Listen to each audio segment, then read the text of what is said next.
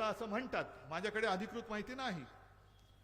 पण तुरुलकरनी जर का आपल्या भारताची आपल्या देशाची गुपितं पाकिस्तानला दिली असतील सिद्ध झालं तर तो जातीने धर्माने हिंदू असला तर त्याला भर चौकात फाशी द्या, हे आमचं हिंदुत्व आहे.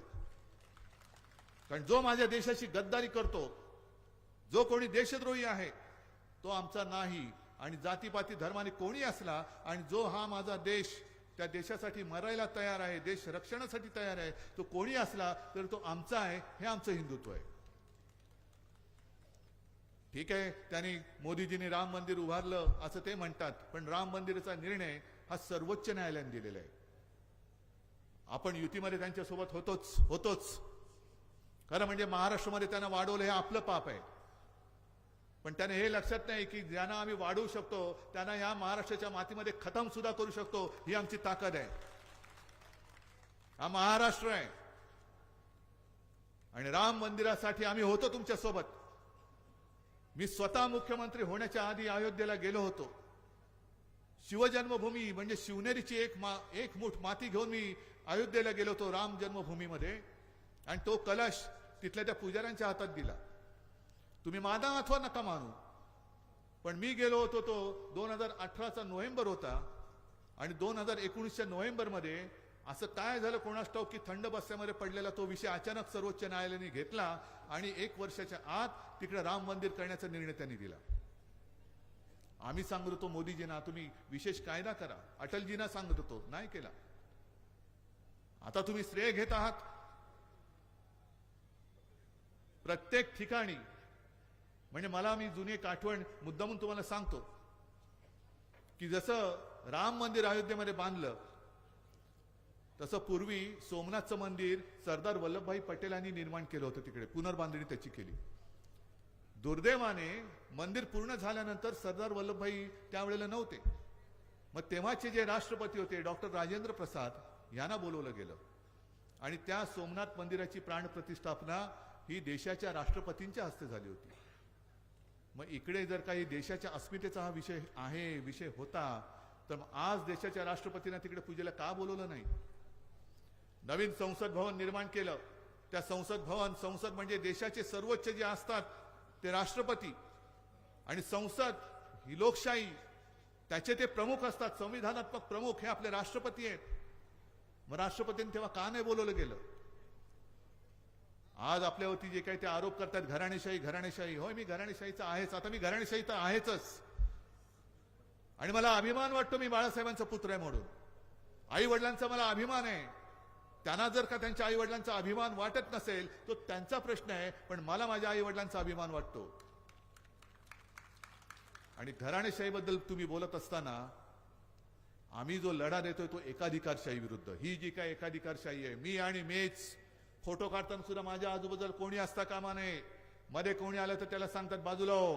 ही एकाधिकारशाही ही घराणेशाहीपेक्षा जास्त घातक आहे आणि ती आपल्या देशाच्या मुळावरती आलेली आहे.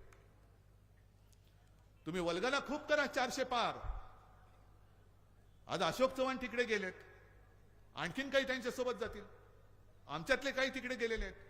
म्हणून मी सकाळपासून सगळ्या सभेत सांगतोय,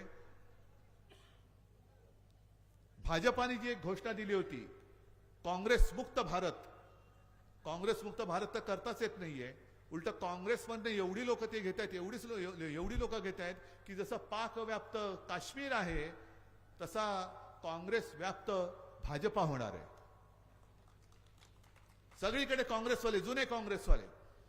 आणि मी सांगतो तुम्ही लिहून ठेवा की एक दिवस सुद्धा भाजपामध्ये असा येणार आहे की भाजपाचा जो अध्यक्ष असेल तो पूर्वीचा काँग्रेसवाला असेल, तो काँग्रेसवाला भाजपाचा अध्यक्ष होईल. कारण भाजपाने पेरलं काहीच नाही, पेरला फक्त द्वेष. नुसतं जातीपातीमध्ये भांडणं लावायची, धर्मामध्ये भांडणं लावायची, आगी लावायच्या आणि त्याच्यावरती यांच्या पोळ्या भाजून घ्यायच्या. हे यांनी पेरलं. दुसरे विचार कुठे पेरले? आदर्श दिलेच नाहीत. आदर्श देऊ शकत नाहीत म्हणून अशोक चव्हाणांनी त्यांनी लिहिले की अहो तुम्ही आदर्शवाले आहात, तुम्ही तरी आमच्यामध्ये या, म्हणजे काहीतरी आम्ही आदर्श दिला असं तरी लोकांना सांगू. पण दुसऱ्याचं फोडून घ्यायचं, घरं फोडायची, पक्ष फोडायचे, पक्ष चोरायचे, मित्रांना दगा द्यायचा. जी शिवसेना 25-30 वर्ष तुमच्या सोबत राहिली होती तुम्हाला संघमुक्त भारत बोलणारा नितीश कुमार चालतो, पण हिंदुत्ववादी शिवसेना चालत नाही. शिवसेनेला तुम्ही संपवायला निघालात. अरे चला, संपवायची हिंमत असेल तर संपून दाखवा, संपून दाखवा. पण ही आता जी काय साठमारी चाललेली आहे खुर्चीसाठी, सत्तेसाठी, फोडाफोडी, तुमच्याकडे लक्ष कोण देणार आहे? मी लढतोय तर तुमच्यासाठी लढतोय, शेतकऱ्यासाठी लढतोय, माता भगिनींसाठी लढतोय, गोरगरिबांसाठी लढतोय, तरुणांसाठी लढतोय, महाराष्ट्रासाठी लढतोय. जे आंबादास तुम्ही बोलत होतात, चंद्रकांतजी तुम्ही सांगत होतात, गेल्या वर्षभरामध्ये मराठवाड्यात किती शेतकऱ्यांनी आत्महत्या केल्या आकडा काढा. चला, माझं आव्हान आहे, मराठवाड्यामध्ये हे दळभद्री सरकार आल्यानंतर आत्महत्या किती शेतकऱ्यांनी केल्या, आणि मोदी सरकार म्हणून जो काय डांगोरा पिटतायत, त्या मोदी सरकारने मराठवाड्यामध्ये नोकऱ्या किती दिल्या, मला सांगा. आकडे कोणाचा कोणता मोठा होईल? शेतकऱ्यांच्या आत्महत्या वाढत आहेत, संभाजीनगर जिल्ह्यामध्ये होत आहेत, सगळीकडे होत आहेत. एकतर कुठेतरी बातमी आली, एक तर उपोषणाला बसला होता शेतकरी, त्याने त्या मंडपामध्येच गळफास लावून घेतला. दुसरीकडे अमरावतीमध्ये संत्रा उत्पादक शेतकऱ्यांनी आत्महत्या केली. मग त्या गावकऱ्यांनी सगळ्यांनी मिळून त्याची अंत्ययात्रा त्या प्रांत कार्यालयात नेली आणि दशक्रिया विधी करायचं ठरवलं. दशक्रिया विधी करायचं ठरवलं आणि त्याचं आमंत्रण थेट पंतप्रधानांना दिलं की माननीय पंतप्रधानजी, अमुक अमुक दिवशी या आमच्या बांधवांनी, ह्या संत्र उत्पादक शेतकरी होता, त्याने आत्महत्या केली, त्याचा दशक्रिया विधी आहे, कृपया आपण या. संकटकरी महाराष्ट्रावरती आल्यानंतर पंतप्रधान तुम्हाला दिसलेत? अतिवृष्टी झाली, अवकाळी आल्या, दुष्काळ झाला. आज सुद्धा मराठवाड्यामध्ये टँकरनी पाणी पुरवठा सुरू आहे. जवळपास किती 200, 250, 300 टँकर आज मराठवाड्यात फिरत असतील. कोण बोलते त्याच्याबद्दल? पाणी पुरवठ्याबद्दल कोण बोलते? इथे किती शेतकरी आलेत? आलेत की नाही आलेत? सगळे आनंदी आहात का रे बाबांनो? अरे तुम्हाला 1 रुपयात पीक विमा मिळाला पाहिजे.